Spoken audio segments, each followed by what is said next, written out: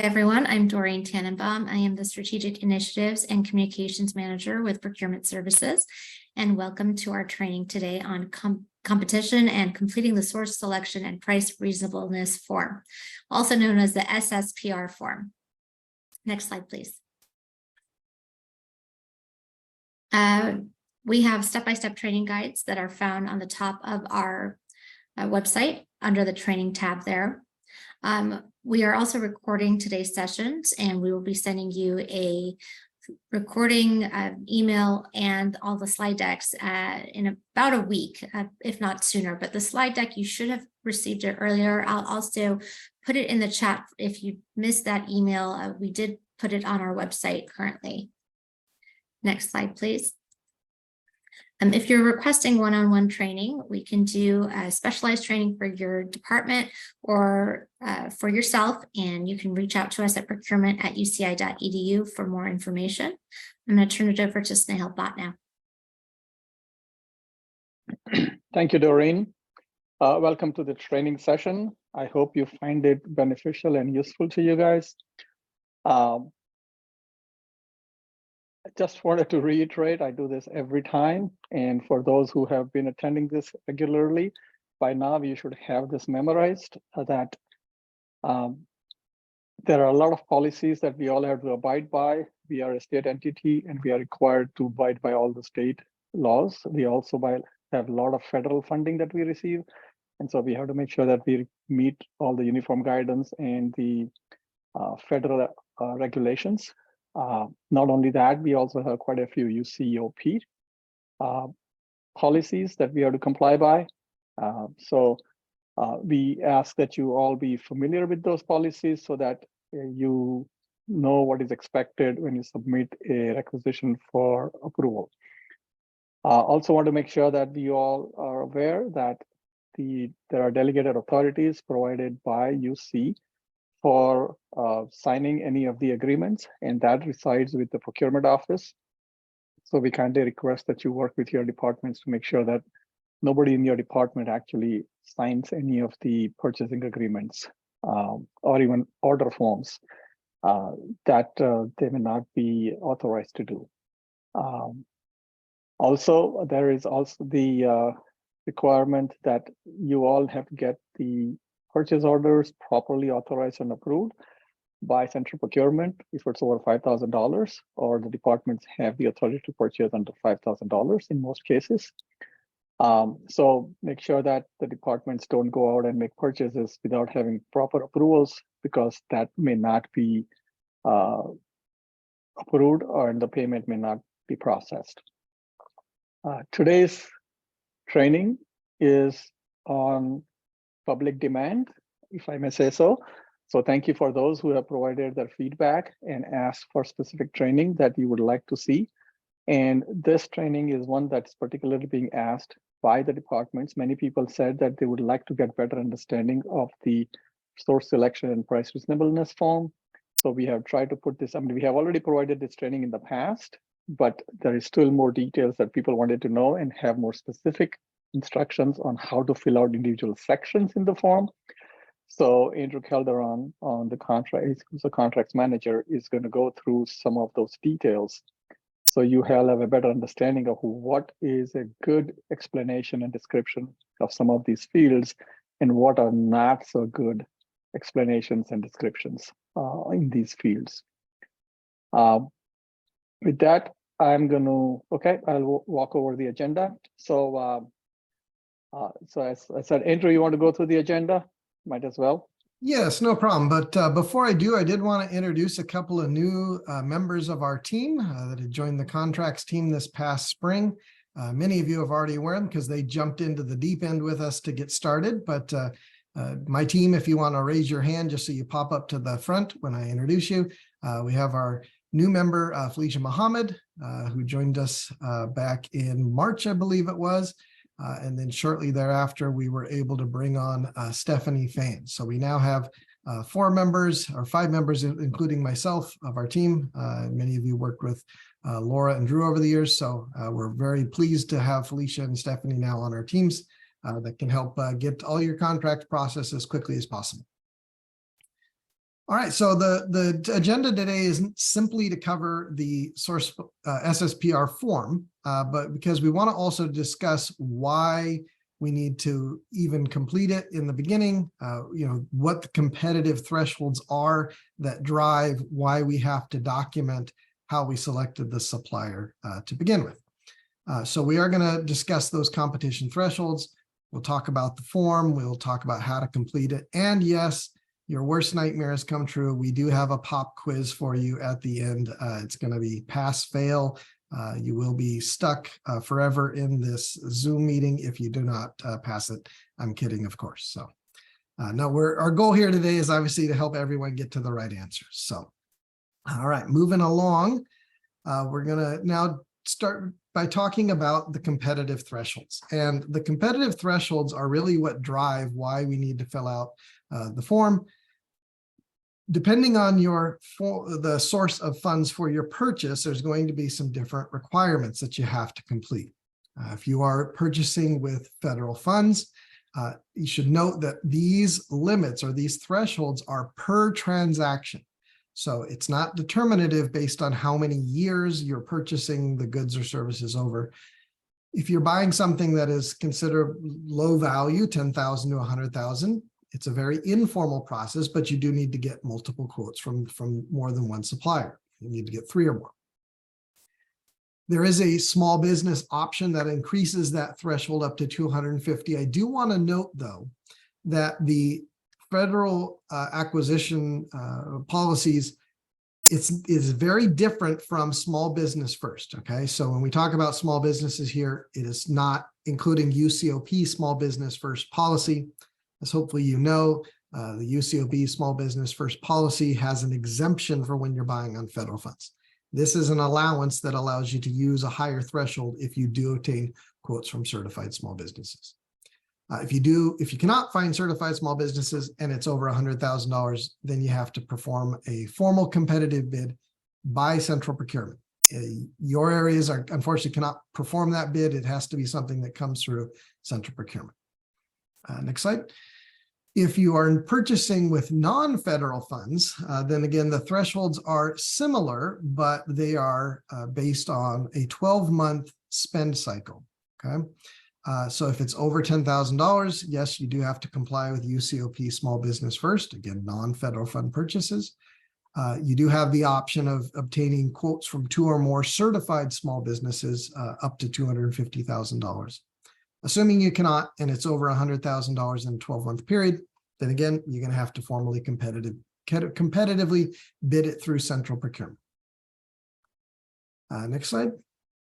All right. In order to, as far as why the form is required, right, was what we want to do is we want to create documentation should our purchases be audited either by federal or state auditors or the UC system. We want to be able to explain the method that we chose to select the supplier, that it was fair and unbiased. We want to document the efforts to undertake our search for suppliers, and we want to document that the amount we paid was reasonable, right? Regardless of which threshold you're in, right? Keep in mind that competition is almost always beneficial, right? Even when it's not required. It's not a bad thing to go out and get multiple quotes, even when you don't have to, just so that you know you're getting the best service at the best price. Next slide, please. There are other ways if you are in a threshold that requires a formal competitive bid. There are, number one, you can reach out to central procurement and develop your needs document, develop your minimum bidder qualifications, and then also determine who's going to participate in your bid review team to actually conduct it. But there are some ways too that you can avoid having to conduct a formal bid by utilizing a contract that already was subject to formal competitive bidding. Now that contract must have been bid in a way that meets UC requirements, and the resulting contract also has to have included the desired goods and services. If you want to buy from company X and they did a bid with another UC campus or with UCOP, but it was for something completely different, then you can't merely use the fact that they have a master agreement. It has to actually be the same goods or services. Some of the examples of existing competitively bid contracts are the UCOP master contracts, a recent bid conducted by UCI itself or another UC or CSU campus. There are Department of General Services contracts that are available. And then there's some private companies that do these for higher ed institutions, companies like Omnia, ENI, and Sourcewell. Again, the key is to look at the scope of services to make sure that it's the same that what you're looking for. Now we're going to turn to the form. So you realize that your purchase does require completion of the SSPR form. The person who should complete it is the one who's most knowledgeable about the specifications of the goods or services and the process at arriving at the selected supplier. Note, though, that whoever does complete the form, that it's really the responsibility of everybody from your department that's involved in that purchasing process to ensure that it is in fact completed, right, and that it's completed correctly. What you don't want to do is submit a requisition that needed the form, not have it, or submit the form and it's just totally deficient, right? That doesn't help us. It doesn't help you. Make sure before it gets to us that you work with the person to make sure it's sufficient in its completeness, that all boxes are checked, it's signed, and that the descriptions and explanations are satisfactory. All right. We do want to let you know that we have posted a new SSPR form on Procurement's website. You can get there by finding any of the drop downs that take you to the forms page, right? If you search by source or source selection, you should be able to find it. We want to encourage you to utilize the web page for all new forms, or I'm sorry, for all forms that you're downloading for any particular purchase. I know it's convenient to save those on a local drive or a shared drive for your area. Problem is we do update them from time to time, and we can't, while we do try to get the message out that we've updated the forms, we know there's a lot of information coming at you. So we do recommend you download it in each case. If you go find the new form, we wanted to highlight some of the changes that were made. They're mostly minor. It's to try to provide additional explanation to help you complete the form. As you'll see in the introductory section, we've highlighted 2 links to the SSPR instructions and FAQ. Those have always been available from UCOP. They just weren't included here on the form. If you do click on those links, it will take you to a SharePoint site that UCOP operates. You can access it by using your UCI email address and login credentials. If you have any trouble, I believe there's also information on who to contact as far as getting access to that site. If you're going to provide the SSPR form to someone else in your department to complete, it might be a good idea to download these instructions and FAQ for them and send them together with the form so that they have the complete information needed to complete the SSPR form. I think the key instruction that we've kind of changed is now underlined on the form, and that is we really want detailed facts and explanations, right? Again, giving you nightmares by taking you back to your math classes in high school and maybe in college, right? Your instructors probably told you, we want you to show your work, right? Getting to the right answer is great, but we need facts. We need not conclusions. We need analysis. Merely repeating the question that's being asked as a conclusion isn't going to necessarily help us, okay? All right, next slide. So as you start to complete the form, right, this introductory section is the same. You're going to determine what your fund source is, and that's going to then, by selecting the right box, it's going to show you which forms to complete, or excuse me, which sections on the form to complete. We did note that for certified small business option, when you do obtain quotes from 2 or more small businesses, you need to actually upload those quotes and those companies' small business certificates to the requisition along with the SSPR form, okay? Once you determine the source, right, the parenthetical will share what sections you need to complete. So we'll move on to those next ones. Next slide. There we go. All right. So in this first section 2, this is only for federal funds competitive proposals, if you check that box above. And Very simple. You just list the suppliers out, you put down the price, and if you selected the lowest priced bidder or the lowest priced supplier, then you don't need to complete anything else. If you do select someone other than the lowest bidder, then you do need to explain the justification for why a more expensive bidder or a higher price bidder was chosen. All right, next section. All right, now in price reasonableness, we did some updating of just moving some of the instructions around. Again, we want to focus on getting detailed facts and not conclusions. And in a few slides, we'll talk about how do you go about explaining what is a fair and reasonable price. But the key is here to make sure you read these instructions. There are some situations that require additional information. For example, in number 2 there, if you have an order that is over $250,000, then you actually have to engage in profit negotiations with the supplier as well. If an order is over 2 million, there's actually reference to an additional UC form that needs to be completed. So in this box, you're going to detail, again, your efforts at determining what is fair and reasonable price. Next slide. The key to explaining fair and reasonable or a reasonable price is what does a reasonable, prudent person pay, right, for those services, right? And you can go about determining that by doing what we all do, right? We shop around.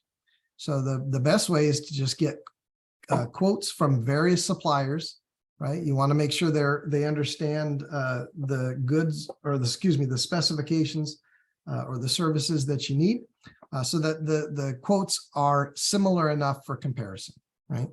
You can look to also UCOP contracts, state DGS contracts, or different GSA pricing schedules to see what other agencies similar to ours are paying for these types of services. When you compare historical pricing that you've paid this same supplier for, that can be helpful, but what you want to remember is that alone doesn't determine price reasonableness, right? If at the outset of when you first hired this supplier a couple years ago, you never conducted an analysis of their pricing, well, then you need to probably do that now. It's not enough simply to say, hey, their prices are staying the same or they haven't gone up. That alone is probably not going to be sufficient. Getting a discount obviously is very helpful, but something to keep in mind with discounts is that's a common sales tactic, right? To get you to believe falsely that the initial price was reasonable and is not inflated. So a discount by itself isn't something that's going to help with determining price reasonableness. All right, next slide. All right, turning to section 4, we've change the format a little bit so that we can provide a little bit clearer instruction on which or on the definitions that apply to each of these categories, right? Again, determining your fund source is key because there's a couple options for non-federal, there's a couple more for federal. The explanation box, though, again, is where we really want to encourage you to provide as much facts and details as you can to help us understand how you arrived at the conclusion, not just telling us there's only one supplier, this is a sole source. If you are going to choose the unique one-of-a-kind option for either non-federal or federal funds, then what you need to describe or state is the specifications of the goods or services that you need. You need to also explain the efforts that you undertook to search for other qualified suppliers. And then you need to explain why this supplier is the only one capable of providing these goods or services. Again, the emphasis is facts. We've also included, again, a link to the SSPR instructions under the awarding agency approval, because that is a very nuanced justification. Most of the time it's filled out wrong, and we'll talk about what that is in a little bit. So next slide, please. All right, so again, focusing on the sole source unique option. A sole source exists when there is literally only one supplier that is capable of providing the goods or services, right? And when you think of goods or services, don't necessarily think granular, don't think unique features. If you're talking about marketing services, That's broad, right? It's a broad category. Any specification that you're going to use to determine whether a supplier can provide the goods or the services, it has to be critical to the function, right? If it's a nice to have or a desirable, or if it's not necessarily critical to its functioning or the service, then it's really not a feature, or it's really more a feature than it is an actual function. If you can compare and contrast two suppliers, then it's probably not a sole source. If you come away with the impression that one is better than another, then that contract or that service or that good can be formally bid because you're capable of comparing two different suppliers. Next slide. Key to remembering too what sole sourcing is not is, and that's why we wanted to talk through the competitive thresholds at the outset. When your department is approaching a purchase and you know that it's going to be a large dollar purchase, you need to remind anyone involved in it at that point to stop. Hey, let's slow down. Let's make sure we're addressing competitive issues. Because the answer, if you get to the end and now you're ready to make the purchase, is not, oh, we'll just fill out an SSPR form and sole source it. Again, sole sourcing is a very narrow band of how we can choose a supplier. It's literally of last resort.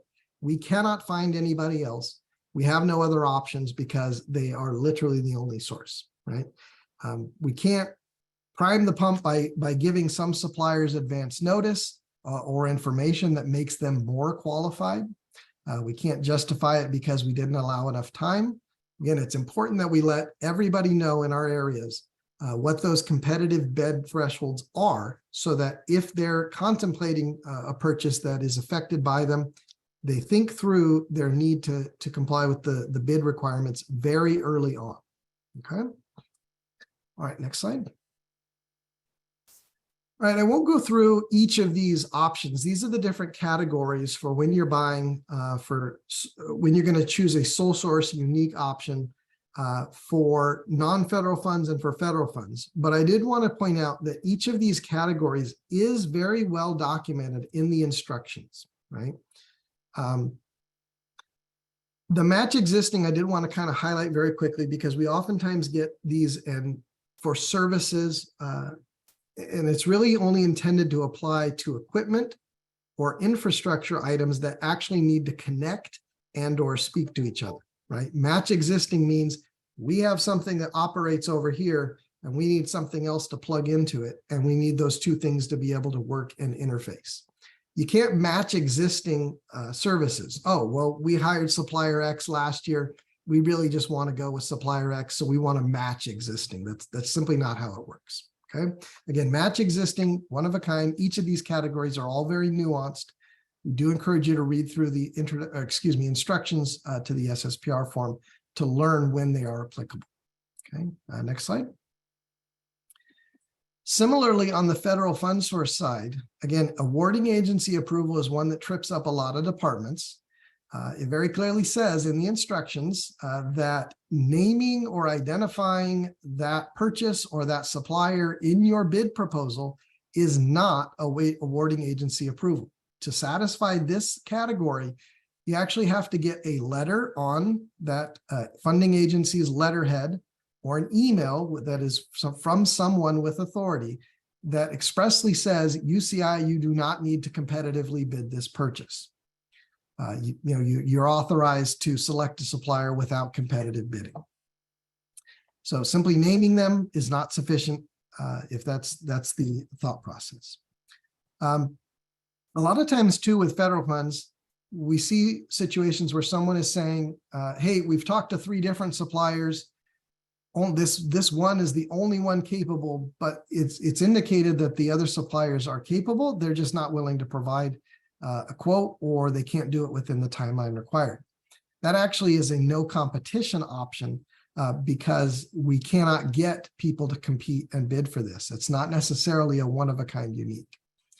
So again, make sure you read through the instructions. It'll help you. We've tried to add it now on the form so that you can understand what each of these categories are. Okay, next slide. All right, so we've updated section 5 to help explain what an unusual, I'm sorry, section 6, I think it might be out of order. An unusual and compelling urgency is really an emergency, right? Someone's at risk for harm or property is at risk to be damaged. This is not, hey, we ran out of time to conduct a bid and we really got to get started on this project. That's not what this category is about. So we've tried to clarify the instructions here. The need is to avoid injury or harm. That lack of planning is simply not going to suffice for this requirement. All right, next option. All right, so yeah, we were out of order. That's okay. So section 5 deals with professional and personal services. And I think if you've submitted a requisition and selected the commodity code for professional services, you've been the unfortunate recipient of my lecture on this point. And that's because professional services is a very nuanced and a very specialized category that's defined by UCOP's procurement manual, BUS 43, right? Professional services are things like doctor, lawyer, accountant, engineer, or an architect, somebody that needed to obtain professional licensure to be able to provide or to be that job and to provide those kinds of services. Personal services are things that are similar, but they don't necessarily require licensure.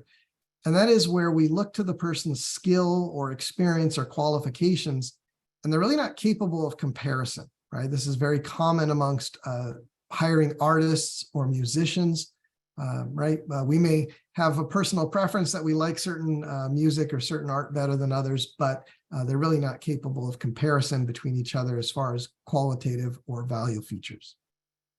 So professional personal services, again, make sure you focus on these definitions. They are very unique and nuanced. Just we don't want to have to turn it back around because you tried to claim something that wasn't fitting in with these categories. Next slide. All right, the last section is unchanged, but we do want to again remind everyone that it's required that you check the agree box, and we want to make sure that when we make these purchases that we're not doing so with conflict of interest involved. We want to make sure that if we had questions about this form, that we can find out, the details as far as how this supplier was selected. So it's important that if you're having someone else in your department fill it out and they send you this completed form, make sure they check the agree box. If they couldn't check it, then make sure they provided an explanation. And then make sure they fill out each of the 4 options for identifying who completed the form. And that way, if there's any questions, we'll know who to follow up with. Okay. Next slide, please. All right. So now that we're all experts on this, I thought we'd go through and you can either say true, false, or yes, no. We're going to talk through some of the explanations or justifications that we've received over the years. This first one was in the price reasonableness section.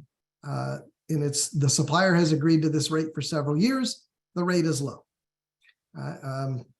You can jot down or maybe do a thumbs up or thumbs down if you think it's good or bad.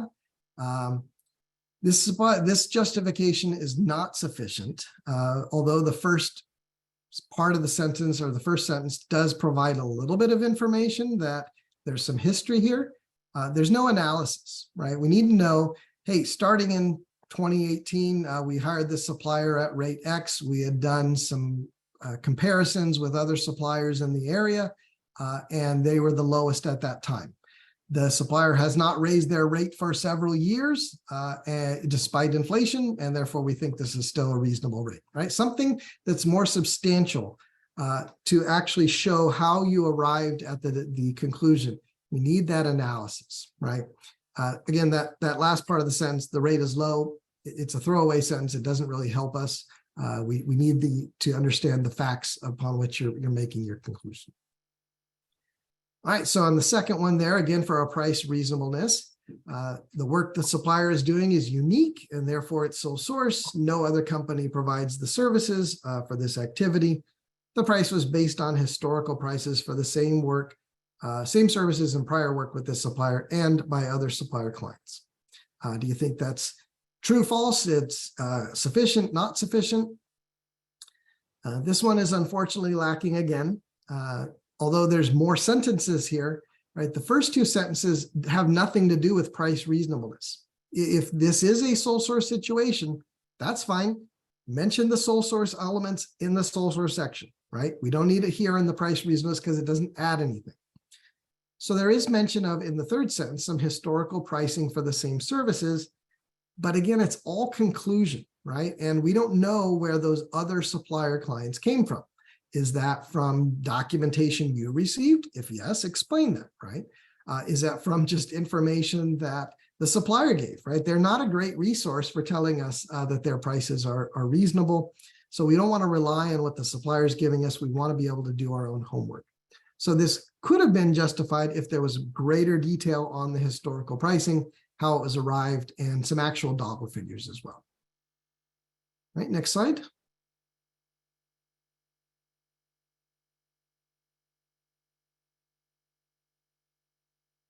All right, so turning to some explanations for sole source.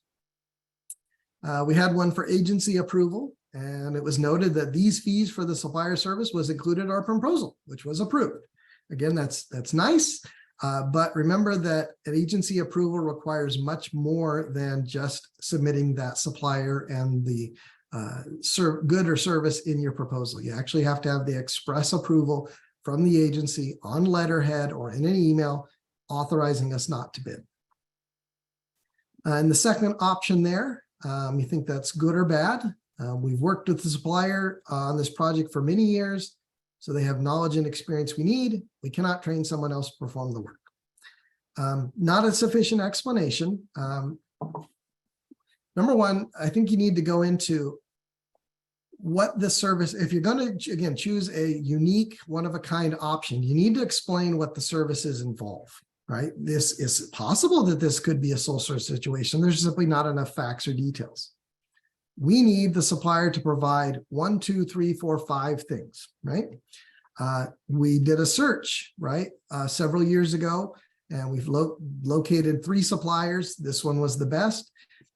Searching 3 years ago may not be sufficient, so it might be important that you conduct a new search, right? And then we need you to tell us, right, again, why after conducting that search, this supplier remains the only person.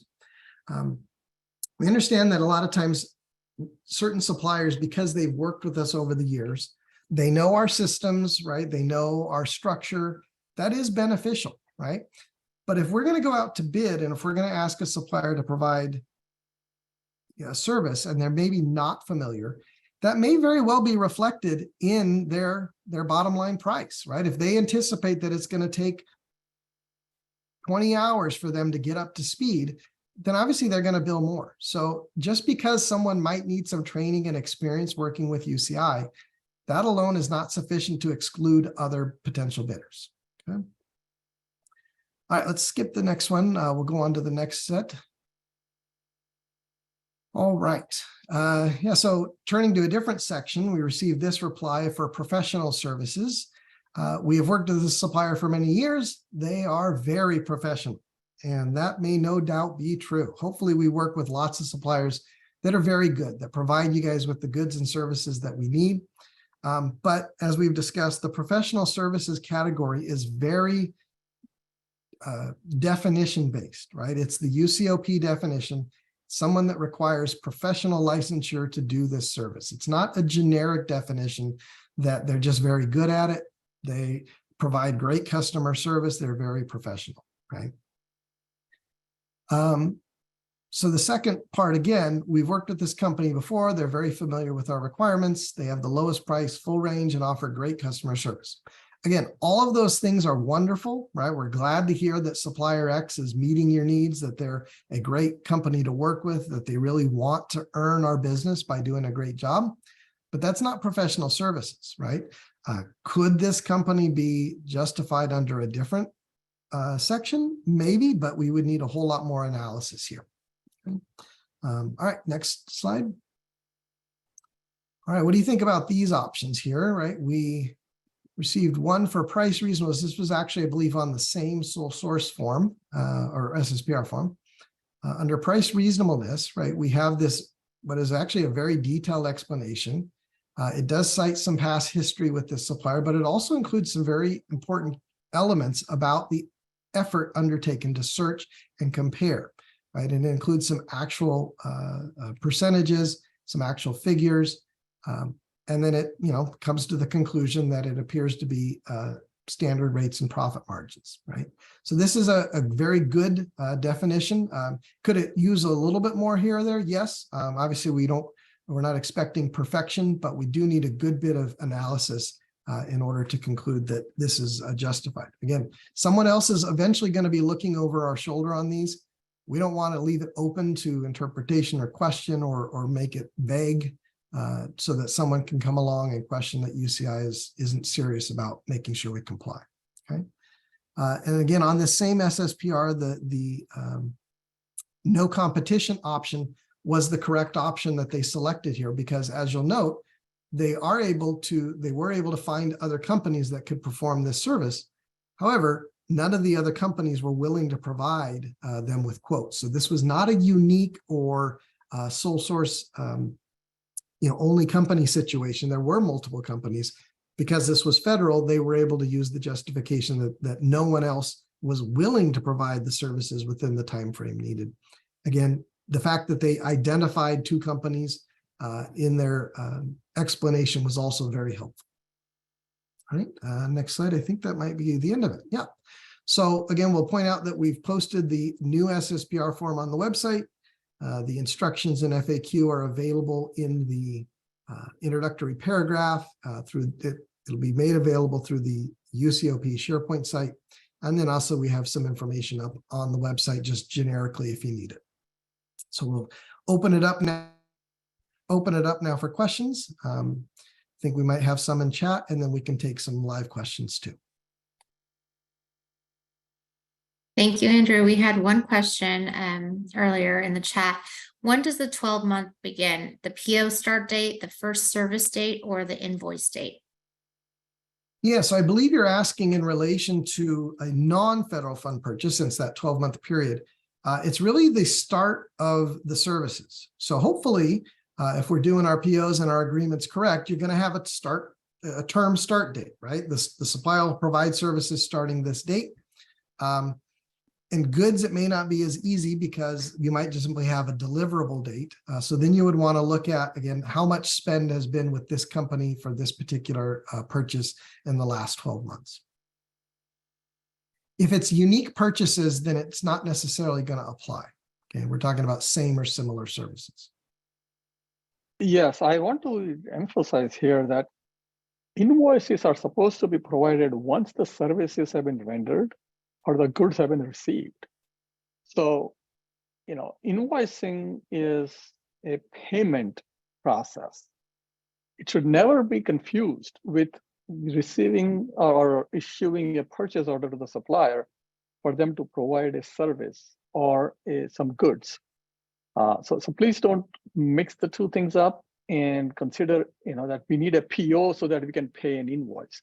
A purchase order is not simply for making a payment on an invoice that you may receive. If you are receiving an invoice, you better have a purchase order already in place.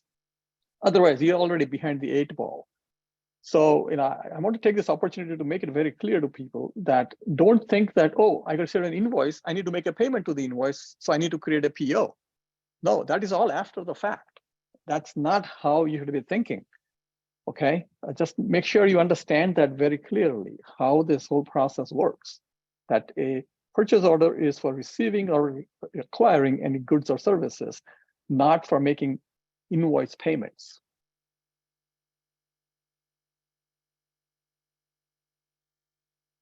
Do we have any other questions? Oh, great. Emma, would procurement have a list of preferred or pre-approved vendor suppliers with types of services so as to help us in search efforts for price comparison?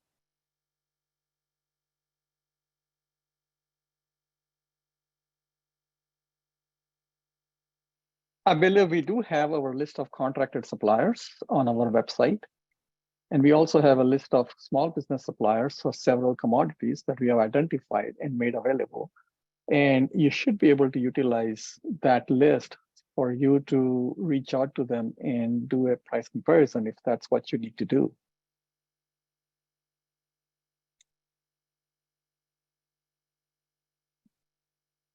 I'm going to drop those links in the chat here.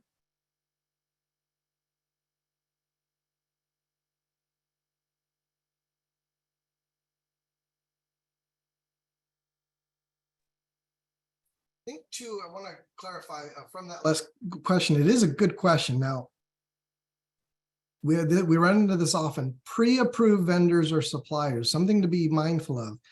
We don't necessarily pre-approve a vendor or supplier. If they're onboarded in KFS, that simply means they've met the hurdle that Accounting and Fiscal Services has done to ensure that we can pay them. So if they're in KFS, that's not necessarily that procurement has approved them for any particular purchase, right? Something to keep in mind as far as if your area is making a purchase from someone, just the fact that they're in KFS does not necessarily mean they're approved that you can make your purchase. You still need your rec and PO for your purchase approved.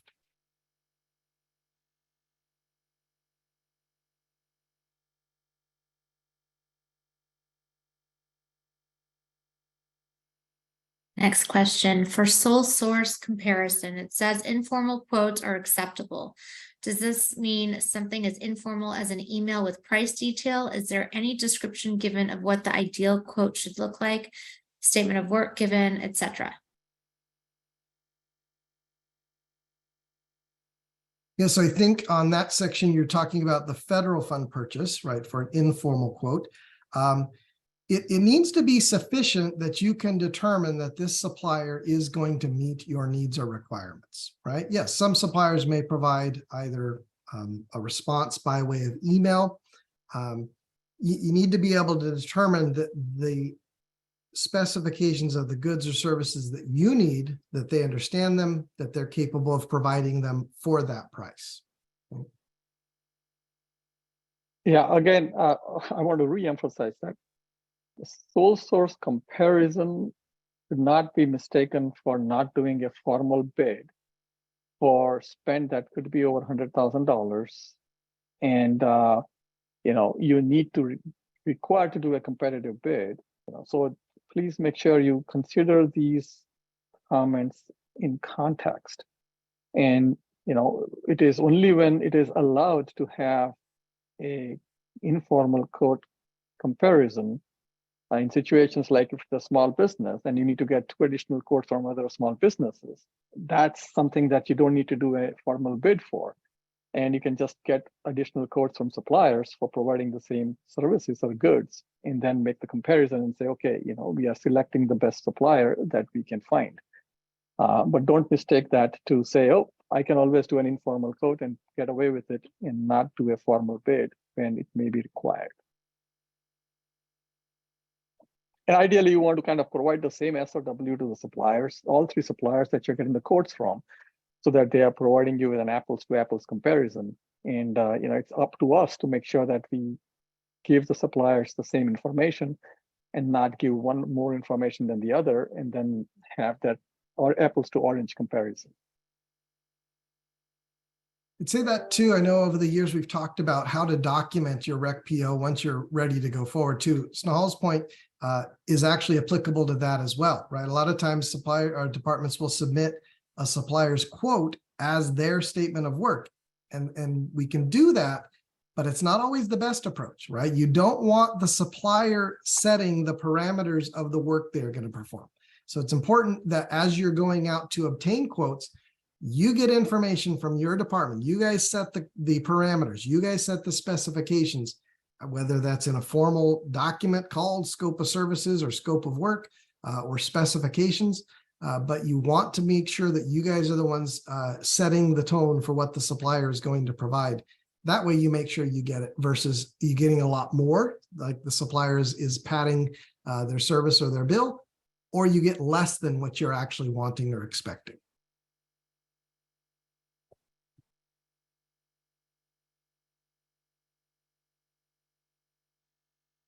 Do we have any other questions? And feel free to unmute yourself if you'd like to speak up.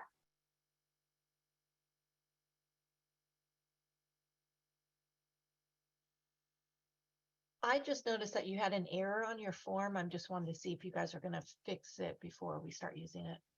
In the very Sorry, first which line you section have, is that in, Susie? the very first line, you guys have fed and non-fed mixed up. Okay, yeah, we'll take a look at that and make sure that gets corrected if it's wrong. Great. Thank you.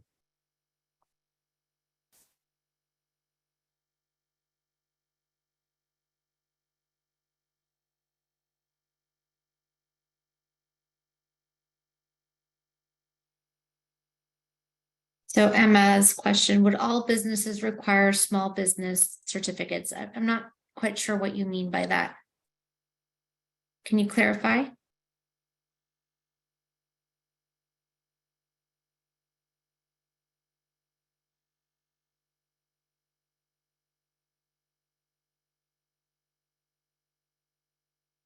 She's referring to Andrew's comment about if it's a small business that we're going to utilize to get competitive quotes from other small businesses.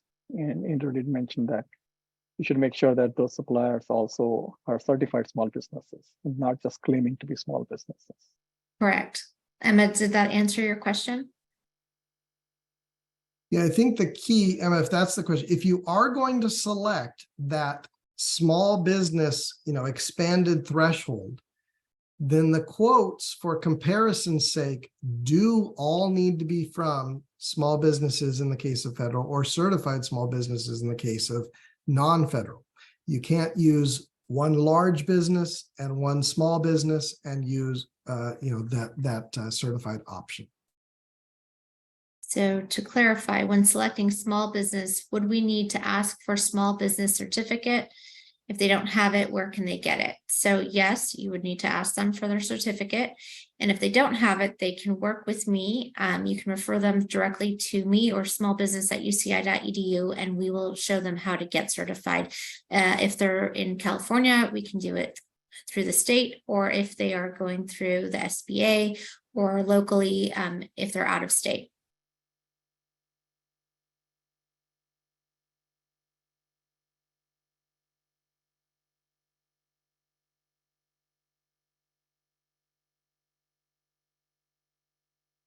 Does this 2 small business quotes minimum include the one you want to purchase from, i.e. quote from one supplier and competitive quote from number 2? So depending on the price. So if it is if it's over 100,000, yeah, you're going to need 2 quotes, period, for if you're not selecting a small business. So if you're selecting, a random supplier and then you want to use that supplier and not use a small business, you still have to get 2 quotes from the certified small businesses. And that's strictly for the small business first policy.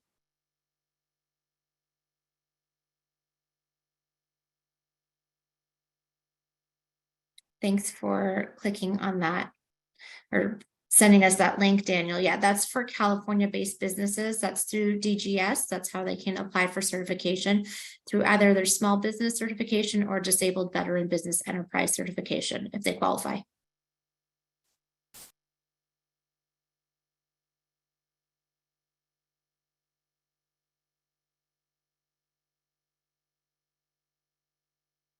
Any other questions that we can answer for you that you may be dying to know?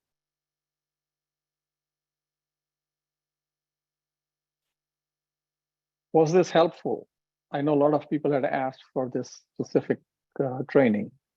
Feel free to unmute and let us know if this was helpful. Did you get more out of this and have more clarity on what is expected from the departments?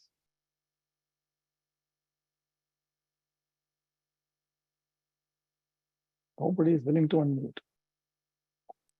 We're seeing a lot of thumbs up. Oh, good. Yes. Okay. Can I I do have a question. One of the things that I run into, not a problem, but maybe a difficult time, is selecting the correct commodity code. So I was wondering if perhaps there's a list of commodity codes, because, I'll try to select the best, but I know that you're the experts per se, some of the things that you're seeing and reviewing. But then, I'll get a note at my end saying, please select the correct code in the future. However, sometimes I'm unsure which to select because it's not always very clear. Additionally, I've had a situation where I've done this before. So let me go use the commodity code that I used previously, which was reviewed and approved by your team. And then it comes back, that there's been a change. So I just was wondering if there is maybe a discussion about there being a commodity code list available, or maybe like an update that can be generated so that we can reference that. Can you see my screen, Marbell? Yes, I can. Okay, so if you go to Zot portal, there's here KFS purchasing. There is a commodity code lookup, and you can click on that, and it will list all the commodity codes. Just I think if you just say search, it will, yeah, just don't put anything, say search, and you will see the list of all the various commodity codes available. And it's, I think, 5 pages long. So you can just keep going to the next and keep looking for the commodity that you may be looking for. And there is a code next to it. Okay, that's very helpful. Thank you so much. Yep. Does that answer the question, Maribel? Yes, thank you. That was very helpful. At Okay. least it gets me to a place where I can select something that is close to what I'm trying to select. And then I can always be attentive to what feedback I receive from your team. Correct. Marbell, I'm also adding in the chat there a link to our training on requisition. If you go down to the page on 21, on the actual page number, you'll see the commodity code lookup training there. Okay. And May's question is, what's commodity codes for? Okay. Sarosh, you want to answer that? You have to unmute. Yeah, I'm sorry. What was the question? Can you repeat it again? Yeah, question is, what's commodity code for?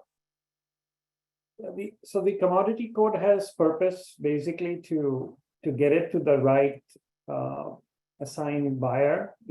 And also the commodity code also drives ePro.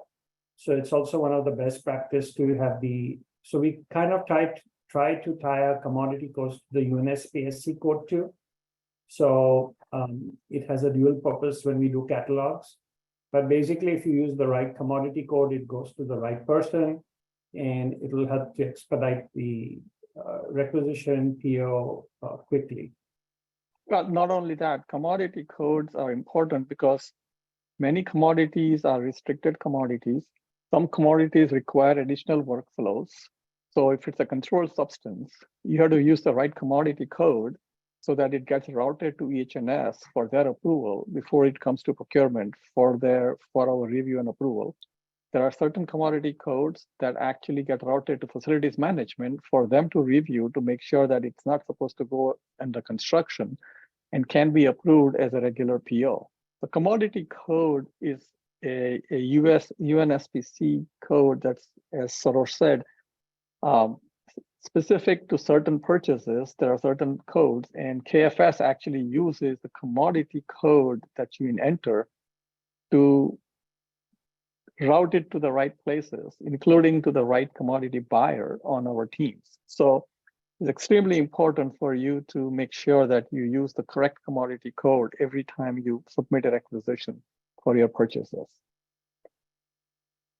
So one thing to remind everybody is that sometimes I think people are getting confused with the service of certain things. Let's say it's actually you're trying to buy microscopes. I'm sorry, they're trying to pay for microscope services, but instead of, because they're searching microscope in that list, and then the first thing that pops up is microscope. We're talking about goods, not services. So you have to make sure you get the right code, or else it's totally going to bypass some of the other stuff, or it needs to go to central purchasing, but it ends up going to your local contract buyer in your department. So that's just something to pay attention to make sure you that at that point looking for services commodity code, not microscope. Excellent point, Jennifer. Excellent point. Good. Debbie's question, if an organization does not have a small business certificate, is it still appropriate to submit a waiver? So waivers should only be used in a scenario where you cannot find another small business that can provide that same good or service for you. So it depends. And if you have any questions, we can do a one-on-one training and I can get you all the information you're looking for. I think we only have a couple minutes left right now.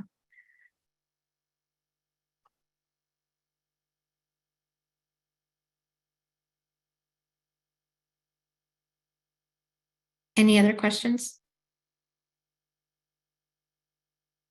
If not, I would like to ask everybody to please submit your surveys, feedback. Send us the topics that you may be interested in knowing. As many of you know, we are going through an end-to-end procurement review process.